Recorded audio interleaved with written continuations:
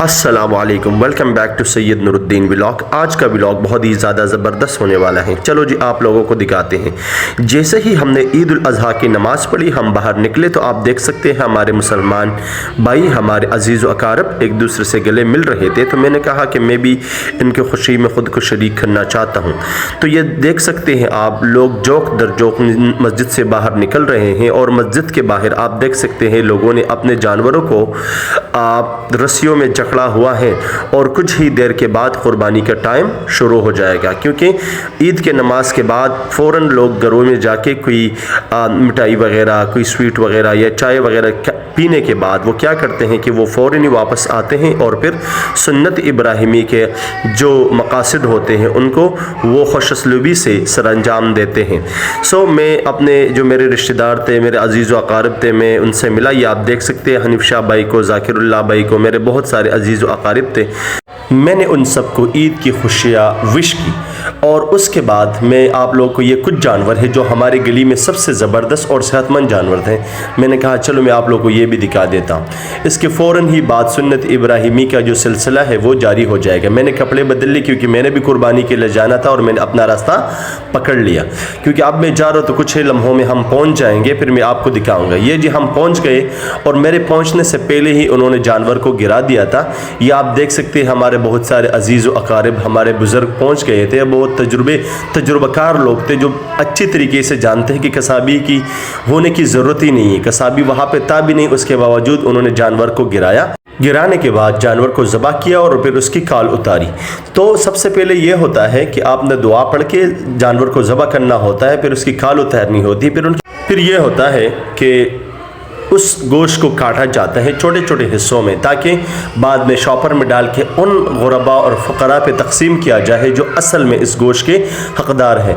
हालांकि आप देख सकते हैं क़ारी अज़मतुल्लाह साहब बड़ी ही दिलेरी से, ईमानदारी से अपना काम कर रहे हैं।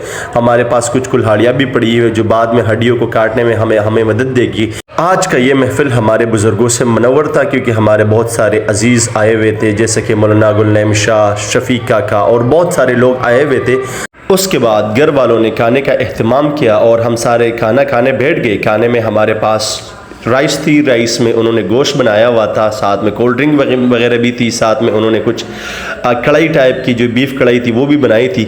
उसके बाद सारा कुछ करने के बाद मैंने अपने दोस्तों से मिलना होता है। यूजुअली मेरा रूटीन रहता है कि बड़ी ईद में मेरे लिए सबसे जो खुशी और मुसरत का दिन होता है, कुर्बानी भी करनी थी, सबसे बड़ा मकसद ही यही था, लेकिन दोस्तों से मिलना एक अलग ही लेवल है। ये आप देख सकते हैं भाई, लोग सुजुकियों में, रक्शों में जोक दर जोक घूमने फिरने जा रहे हैं। ये MPR का जो आप देख सकते एक एंट्रेंस गेट है और मैं यहाँ पे खड़ा हूँ। मैंने अंकल से कहा कि आपने जाना है कि नहीं। अंकल ने कहा मैं फ़िलहाल नहीं जा सकता, अगर आप इंतज़ार कर सकते हैं तो बेहतर, वरना आप किसी और है आप राइड ले सकते हैं किसी और जगह से।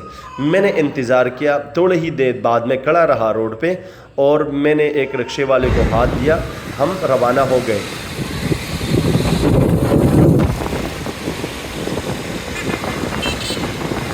आपने गाड़ियों की शोरगुल को सुना, क्योंकि ये गाड़ियों का शोरगुल कराची का एक रौनक है। शाम का टाइम है, आप व्यू को देख सकते हैं, बादल छाए हुए हैं, बहुत ही खूबसूरत मौसम है और मैं बाहर खड़ा हुआ हूँ, पूरे मनाजिर में आप लोगों को दिखा रहा हूँ। ये देखें रात की रानी जा रही है, ये कराची की एक शाही सवारी है।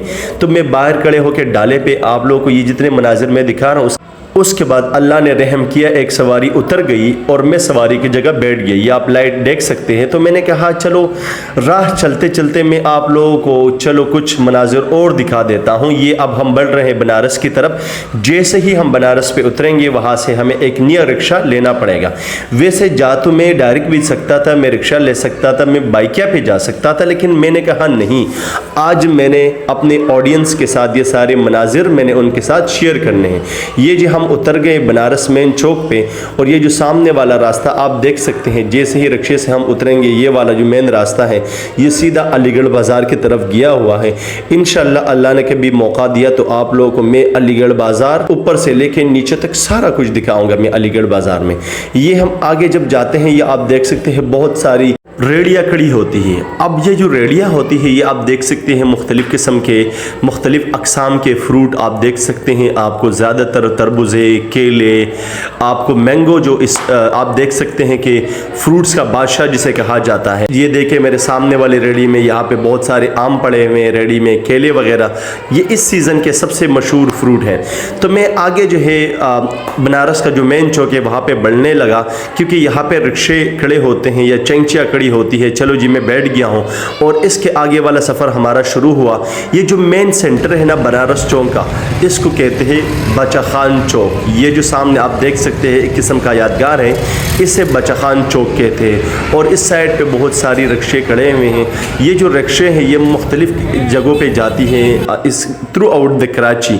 अगर मैं आपको बताऊँ, ये जो एरिया अब मैं आपको दिखा रहा हूँ ये वलीका साइड शुरू हो चुका है, जो किस्म एक टाइम पे अपने आप में एक बहुत बड़ा इंडस्ट्रियल स्टेट था, आज भी है। लेकिन अगर मैं भट्टू के दौर की बात करूं तो उस टाइम तो आप एक शिफ्ट में 4-4, 6-6, 10-10 हज़ार लोग एक शिफ्ट में काम करते थे।